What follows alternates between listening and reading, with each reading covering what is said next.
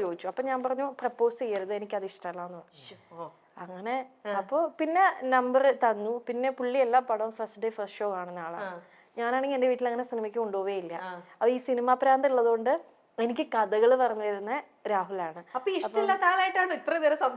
അല്ല, പ്രപ്പോസ് ചെയ്യില്ലെന്ന് എനിക്ക് ഒരു ഇത് കോൺഫിഡൻസ് കിട്ടിയതിന് ശേഷമാണ് നമ്പർ കൊടുത്തത്. പിന്നെ ഫ്രണ്ട്സ് ആയി. ഇഷ്ടമല്ല, ലൈക്ക് ഇതല്ല, എന്താണ്, പ്രണയം തുടങ്ങിയിട്ടില്ല. എന്നിട്ട് പിന്നെ കഥകൾ നമ്പർ പിന്നെ കൊടുത്തു ഞാൻ. എന്നിട്ട് ഞാൻ പറയുകയും നമ്പർ തരാം, പക്ഷേ ഇല്ല. എന്നിട്ട് വേറൊരു കാര്യം കൂടെ ഞാൻ പറഞ്ഞു, നമ്പർ തരാം പക്ഷെ ഇങ്ങനെ പ്രപ്പോസലൊക്കെ ആണെങ്കിൽ ഞാൻ ബ്ലോക്ക് ചെയ്യും. അതും കൂടെ ഞാൻ പറഞ്ഞു. എന്നിട്ടാണ് നമ്പർ കൊടുത്തത്. ബ്ലോക്ക് ചെയ്യാൻ പറ്റില്ല. അയച്ച മെസ്സേജ് ഇട്ട് 2 ദിവസം കഴിഞ്ഞിട്ടാ. പിന്നെ ഈ സിനിമാ കഥകൾ അറിയാൻ വേണ്ടി വിളിച്ചു തുടങ്ങി. ഈ നന്നായിട്ട് കഥ പറയാൻ പറ്റും. അതില് ഭയങ്കര മിടുക്കനാണ്. ഒരു ഇൻസിഡന്റ് തന്നെ ശരിക്കും ലൈഫില് നല്ലത് ചീത്തയായിട്ടുള്ള എത്രയൊക്കെ കഥകൾ കേട്ടിട്ടുണ്ടാവുന്നറിയോ? അവന്റെ കഥകൾ തന്നെ ഇഷ്ടം പോലെ കേട്ടു. അല്ല, ഇനിയിപ്പൊ കേൾക്കാനിരിക്കുന്നതേ ഉള്ളൂ. ലൈഫ് ഒരുമിച്ചൊക്കെ നിങ്ങളുടെ ജേണി തുടങ്ങിയിട്ടല്ലേ ഉള്ളൂ. ഇനി എന്തൊക്കെ കള്ളക്കഥകളും ഇങ്ങനെയുള്ളവരുണ്ടല്ലോ, ഇൻസ്റ്റന്റ് ആയിരിക്കും. നിങ്ങൾ എവിടെയാന്ന് ചോദിച്ചു കഴിഞ്ഞാൽ അവരുടെ ഭാഗത്തുനിന്ന് കഥ മേക്ക് ചെയ്ത് വരിക.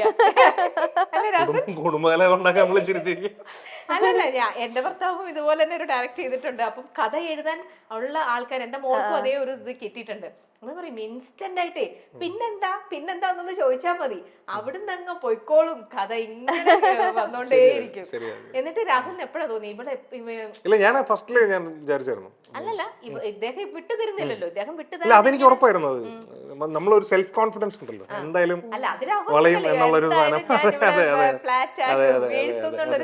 പക്ഷെ എന്ത് പറഞ്ഞ അവസാനം അങ്ങ് ഫ്ലാറ്റ് ആക്കിയത്? ഒന്ന് പറയൂ രാഹുൽ, കേക്കട്ടെ. എന്തിനാണ് ലാസ്റ്റ് ഫ്ലാറ്റ്? നേരത്തെ അവള് പറഞ്ഞ പോലെ തന്നെ ഞാനൊരു കഥ ഉണ്ടാക്കി, അത്രേ ഉള്ളൂ. അത് എന്ത് കഥയാ? ബ്രേക്കപ്പ്, ലാസ്റ്റ് ബ്രേക്കപ്പിന്റെ കഥ. ഞാൻ വിശ്വസിച്ചു. അതിലൊരു 30-40% സത്യമായിരുന്നു. ബാക്കി 60 ഞാൻ എന്റെ കയ്യിൽ നിന്നിട്ട് ഒരു കഥ. അതല്ല, ഞാൻ വീണു. ഞാൻ വിരിച്ചൊരു പാവ മനുഷ്യൻ. അപ്പൊ അതില് പെണ്ണ് എന്നെ ഇട്ടിട്ട് പോയി എന്നുള്ള രീതിയിൽ ഞാൻ ഇങ്ങനെ ഡൗൺ ആയി. സഹായിക്കൂ, എന്നെ മാനസികമായി സഹായിക്കൂ പ്ലീസ്, സപ്പോർട്ട് ചെയ്യൂ, എന്നെ സപ്പോർട്ട്. അയ്യോ, ആണോ? എങ്ങനെ വിളിക്കണേ? നന്ദൂന്ന്. ആണോ? അന്നേ വിളിച്ചിരുന്നത് ആ പേരാണോ? ആണ്. കാരണം ഇവന്റെ അമ്മ അത്യാവശ്യം എന്റെ അടുത്ത് കമ്പനി ആയിരുന്നു. അപ്പൊ ഇപ്പഴും ഞാൻ പപ്പാമ്മന്ന് വിളിക്കുക. പപ്പാമ്മ നന്ദു എന്നാണ് വിളിക്കുക. അവന്റെ ഫ്രണ്ട്സ് മൊത്തം നന്ദു എന്നാ വിളിക്കുക. ആണാണ്. നാട്ടിലും വീട്ടിലൊക്കെ നന്ദുവാണ്. ഞാൻ ചിന്നു ആണ്. ലൈക്ക് അപ്പൊ പിന്നെ നമ്മൾ അങ്ങനെ തന്നെ വിളിക്കാൻ തുടങ്ങി. എന്നെ ക്ലോസ് ആയിട്ടുള്ള എല്ലാരും ചിന്നു എന്നാ വിളിക്കുക. അങ്ങനെ തന്നെ നാട്ടില് ഫ്ലെക്സ് നന്ദു. ഫ്ലെക്സ് നന്ദു. അവന് വട്ടം പേര്. അത് ഇത്രയും നാളായിട്ട് മാറിയിട്ടില്ല എന്നുള്ളതാ. ഈ ഇടയ്ക്ക് പോലും ഞാൻ ഈ പറഞ്ഞ പോലെ എന്റെ ഒരു ബ്രദർ ഉണ്ട്, വർഷങ്ങളായിട്ടോ. അപ്പം ഈ ഇടയ്ക്ക് പോലും ഞാൻ ഈ പറഞ്ഞ പോലെ പുള്ളിയുടെ ഫോൺ എന്റെ അടുത്തിരിപ്പുണ്ടായിരുന്നു. എന്തോ കാര്യത്തിന് ഞാനിങ്ങനെ കോൾ ചെയ്യാൻ എന്തിനാ പറഞ്ഞാൽ ഞാൻ നോക്കുമ്പോ ഇപ്പോഴും ഈ ഫ്ലെക്സ് നന്ദു എന്നാണ് പേര്. ഫ്ലെക്സ് എന്ന് പറഞ്ഞാൽ എന്താ അറിയാലോ? എന്താ നമ്മുടെ ഫ്ലെക്സ്, ഹോർഡിങ്സ്, ഫ്ലെക്സ്. നിങ്ങളുടെ അടുത്ത് ഒരു കാര്യം പറഞ്ഞാൽ ഏകദേശം നാട്ടുകാരെ മുഴുവൻ അതുപോലെ അറിയിക്കുന്നത് കൊണ്ടാണ്. ഞാൻ ഏകദേശം ഒരു 6th 7th പഠിക്കുന്ന മുതല് ഞങ്ങളുടെ ചെമ്പകശ്ശേരി എന്ന് പറഞ്ഞൊരു സ്ഥലം.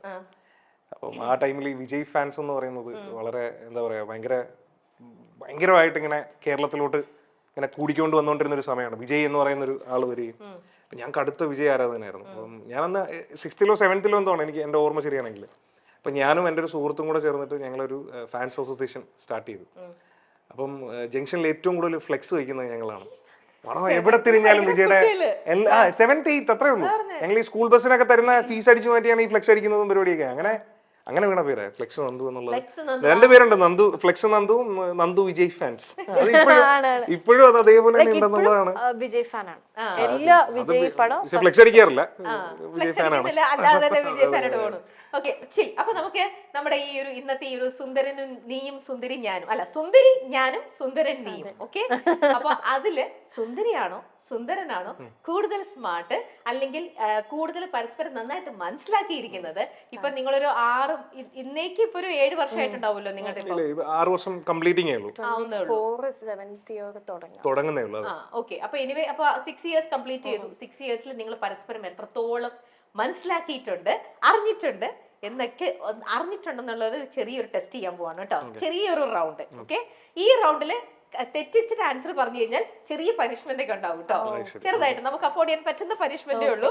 പക്ഷെ കറക്റ്റ് ഉത്തരം പറഞ്ഞു കഴിഞ്ഞാൽ നിങ്ങൾക്ക് അഫോർഡ് ചെയ്യാൻ പറ്റാത്ത അത്രയും നല്ല കുറെ ഗിഫ്റ്റ് നമ്മൾ തരുന്നുണ്ടാവും. നിങ്ങൾക്ക് അഫോർഡ് ചെയ്യാൻ പറ്റാത്തൊന്നുമല്ല, ഞാൻ കുറച്ച് മസാല ഇട്ട് പറഞ്ഞതാ.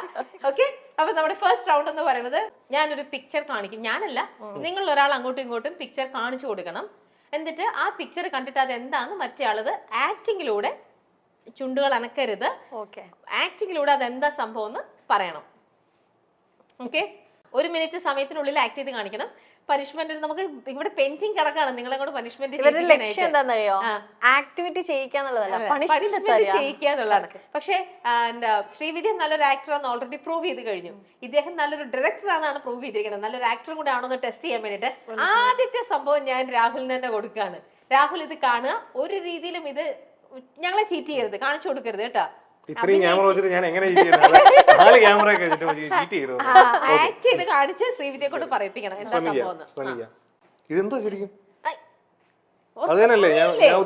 അതന്നെ അവർക്ക് പറയല്ലേ എന്താന്നൊന്നും മിണ്ടരുത്, ഒരു ക്ലൂവും കൊടുക്കരുത്. അഭിനയിച്ച് രാഹുലിന്റെ അഭിനയ മികവാണ് ഞങ്ങൾ ഇവിടെ കാണാൻ പോകുന്നത്. Okay, come on Rahul, ready?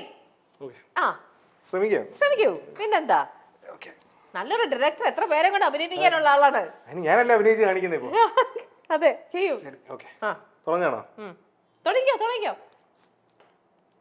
തിന്ന സാധനം എന്ത് പെട്ടെന്നാ? അയ്യോ, ഇങ്ങനെ ഒഴുകി നിൽക്കും. അങ്ങനെ ഒഴുകുന്ന ഒരു സാധനം. പാനീയമാണോ? പാടുന്നതാണോ? പാടുന്നത്, ഒഴുകിയ. നോ, ഇതൊരു പഴത്തിന്റെ പേരാണ്. മിണ്ടരുത്. എന്ത് പെട്ടെന്ന് ലവ്. ആ ഷേപ്പിൽ നിൽക്കുന്ന ഒനിയൻ ആണോ? ഒനിയൻ പഴമല്ലേ, ആപ്പിൾ ആണോ? എനിക്ക് മനസ്സിലായില്ല. നീ ഇങ്ങനെ ചോദിച്ചാൽ ഞാൻ എന്ത് പറയും? ഇത് പെട്ടെന്ന് ആൻസർ ചെയ്യാം. രാഹുൽ കറക്റ്റ് ആയിട്ട് തിന്നുന്ന സമൂസയാണോ? മനസ്സിലായിട്ടില്ല. തിന്നുന്ന സമൂസ. സമൂസ. ഇത് കൊറേ സമൂസ ഉണ്ട്, അതാ നീ കൊറേ കാണിച്ചു. പാട്ടിന്റെ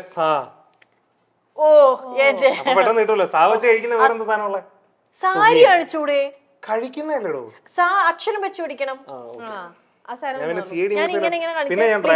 സ്പ്ലിറ്റ് ചെയ്യാണെന്ന് കേട്ടോ അർത്ഥം. രാഹുൽ അത്യാവശ്യം കുഴപ്പമില്ലാണ്ട് അത് ചെയ്യിപ്പിച്ചിട്ടുണ്ട്. ഞാൻ കണ്ടു മാറ്റി വെച്ചു. മനസ്സിലായി, എങ്ങനെയാണെങ്കിലും മനസ്സിലാവും. ഓക്കെ, ഇത് പറഞ്ഞില്ലെങ്കിൽ ഇവിടെ നമ്മളിപ്പോ ഇറക്കി വിടും. മിണ്ടരുത്, മിണ്ടാൻ പറ്റില്ല.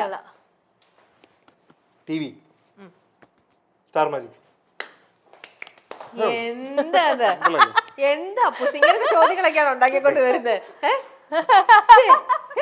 ഇനി അടുത്തത് വീണ്ടും ശ്രീവിദ്യയുടെ ടേൺ ആണല്ലോ.